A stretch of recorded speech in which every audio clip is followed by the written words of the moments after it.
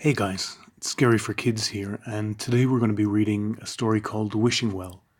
It's a ghost story about a troop of Boy Scouts who go camping near a haunted field, and it's based on an old horror story by M.R. James called The Wailing Well. Many years ago, there was an exclusive boarding school in England that had a scout troop. The leader of the scout troop was a teacher, and one weekend per month he would take the scouts on a camping trip. There was one young boy in the scout troop who was very disobedient and disruptive. His name was Stanley Jenkins, and he was always getting up to mischief.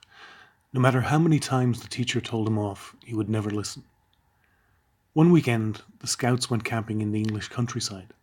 They got permission to set up camp on a farmer's land. The spot was on a ridge overlooking a deep valley. The teacher warned the boys not to go off wandering on their own, and told them that under no circumstances were they allowed to go down into the valley. While the teacher and the other scouts were pitching the tent, Stanley Jenkins and his friends were sitting around in the grass. They were too lazy to help set up camp. Instead, they went looking for some kind of mischief they could get up to. As Stanley Jenkins gazed down into the valley, he noticed a field that was surrounded by a barbed wire fence. At one corner of the field there was an old stone well. It looked like the field was never used, and it was overgrown with weeds and brambles. Just then, they saw the farmer who owned the land coming with his dog. As he passed by, Stanley Jenkins waved at him, and the farmer stopped to talk. "What's in that field down there?" asked Stanley Jenkins. "The one with the well inside it." "That's the wishing well," the farmer replied. "But you're not allowed to go down there. I hope your teacher told you that." "Wishing well," said Stanley Jenkins. "You mean if you throw some money into the well you can make a wish?" The farmer let out a grim laugh. "I wouldn't know," he said. "That's what they call it, but nobody around here goes near the wishing well. In all the years I've lived here, I've never set foot in that field." "What's the matter with it?" asked Stanley Jenkins. "All I know is the cows and the sheep keep away from it. Even my old dog wouldn't go through that field. And neither should you boys, if you got a brain in your heads. They say it's haunted." "Haunted?" Stanley Jenkins scoffed. "Haunted by who?" "Three women and a man," said the farmer gravely. "Who are they?" asked Stanley Jenkins. "It all happened before my time," said the farmer. "But I was told they died in the well, or were found dead in it. I saw them once. It was twilight, and I was standing on this very ridge. My old dog saw them too. They came out of the bushes and went crawling around, 4 of them, just black rags and white bones. It seemed as if I could hear their bones clacking as they moved. I couldn't make out their faces. All I could see was their teeth." The boys let out a collective gasp. Stanley Jenkins chuckled. "What happened then?" he asked. "I don't know," said the farmer. "My old dog took off running, and I took off running after him. So take my advice, boys. Steer clear of that wishing well if you know what's good for you." With that, the farmer tipped his hat and walked off. The boys stared after him. "What a load of bull," said Stanley Jenkins. "I don't believe a word of it."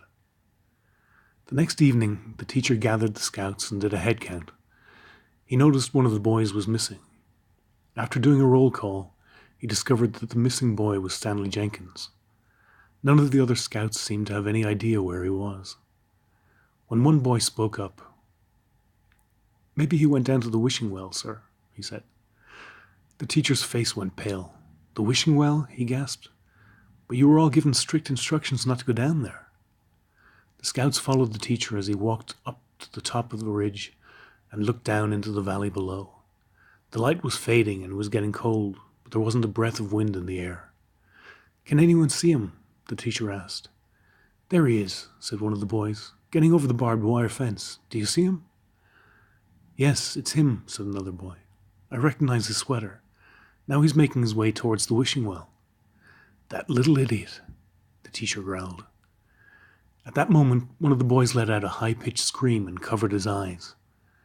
"What's that black thing down on the path?" cried another boy, "crawling on all fours?" "It's a woman. Oh God, don't let me look at her."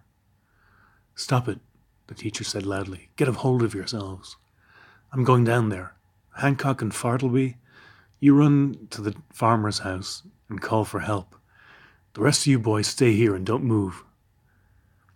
The The teacher ran off, leaving the boys alone on the ridge, staring down at the field below. To their horror, they saw another black figure emerge from the bushes, then another and another. They saw Stanley Jenkins making his way towards the wishing well. He didn't seem to notice the black figures approaching him, shuffling forward with their arms outstretched. The boys started yelling as loud as they could, trying to warn him. As he reached the wishing well, Stanley Jenkins seemed to hear their cries. He suddenly stopped and turned around. Then he let out a scream more piercing and dreadful than any of the boys on the ridge. But it was too late. The black figures closed in on him until he was surrounded on all sides. Then they pounced. The boys stared at the scene below in a terrified silence. They could hardly breathe as they watched the horrific struggle. The hood of one of the figures fell back, revealing a white skull with stringy wisps of hair. Their gnarled, bony fingers were ripping and tearing at Stanley Jenkins, and soon his awful screaming ceased. The boys spotted their teacher running towards the field.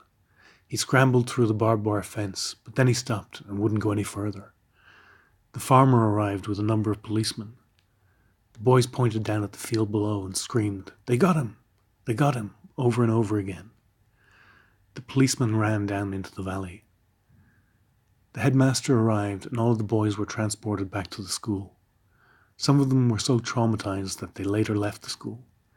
The teacher stayed there with the police all night. The next morning, at dawn, they found what was left of Stanley Jenkins at the bottom of the wishing well. He had been torn to pieces. His parents came to collect the remains.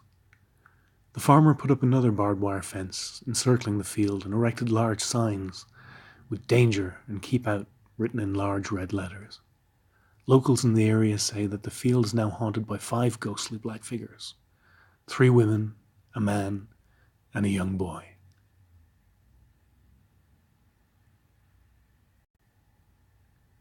Well, I hope you liked that story, and if you're looking for more scary stories, you can go to my website, scaryforkids.com.